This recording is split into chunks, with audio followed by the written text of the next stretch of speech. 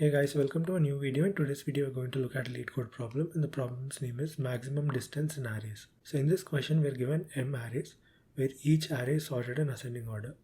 You can pick two integers from two different arrays.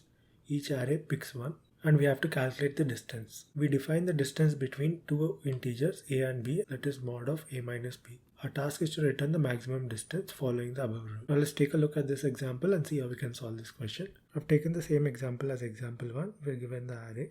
So we have three arrays here at the 0th index, first index and second index. Now we have to calculate the maximum distance by picking any two elements, and each element should be in one array only.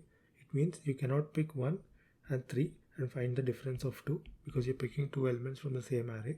You have to pick two elements from two different arrays. So if I pick this element, I can compare it with this element. So 1 minus 4 mod, and the difference is 3. And then I pick 1 and 5. So 1 minus 5 is equal to 4. So these are valid comparisons.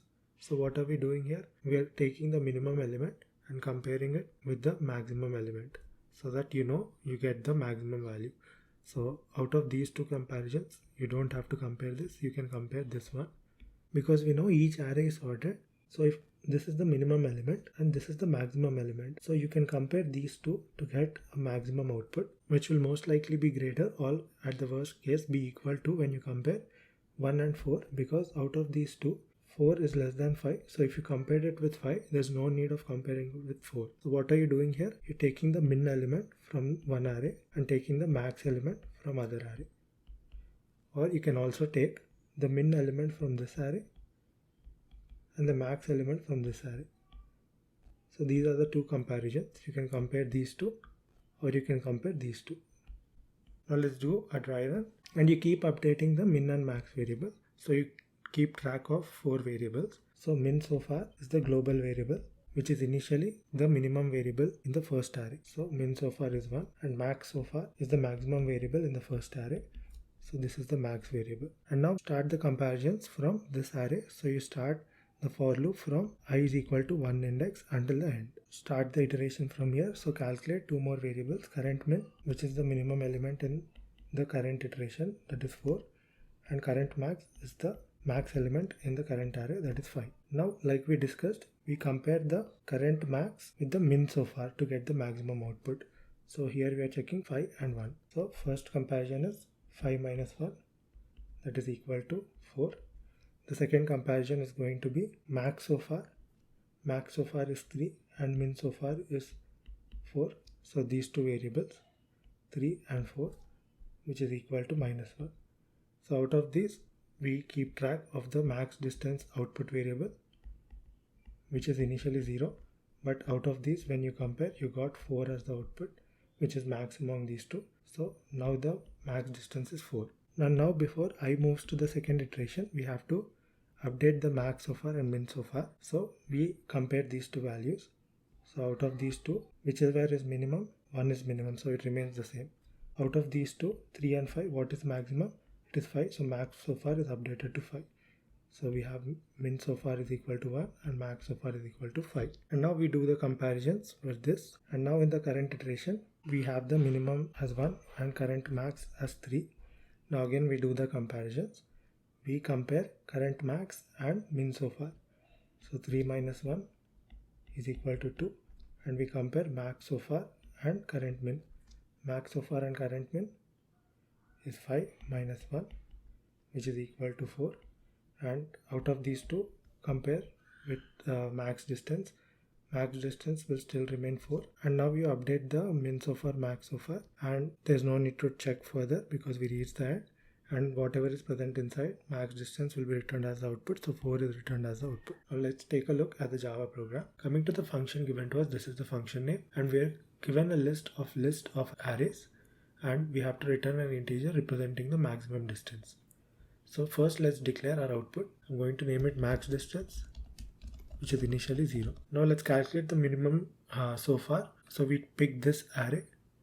So how do you pick that? So let me create the variable. I'm calling it min so far, and then inside this arrays we have to get the first array. So arrays.get of first array, And in this array, we have to get the minimum element, and the minimum element is at the 0th index position because this array is already sorted. So minimum will be here and maximum will be at the end. So minimum is 0th index position, so get of 0. So let's do the same for maximum. So max until now. So max so far is arrays dot get of 0. We get the first array. So we got this array, and in this array we have to get the last element. We have to find the length of that array. So get the first array and find out its size. So I take the first array and find out its size, and the last index position is at -1. So do -1 here. Now we have min so far and max so far. So let us iterate from this array now, and this array is at the first index position. This is at the zeros. So I will start from 1 until we reach the end. So use a for loop, and where I is equal to 1, and I will iterate until the end. That is arrays.size because it is a list, and I++. Now we have the current array. In the first iteration we start here. So inside this array, let us find the current minimum. So we do the same. So I'm going to name it current min. For that we have to get the current array. So arrays.get of I, and the minimum is at the 0th index position. Let's do the same for current max. We get the current array, so arrays.get of I, and get the last index position. So get of, find the size of the current array. So arrays.get of I dot size, have the size, and the last index position is -1.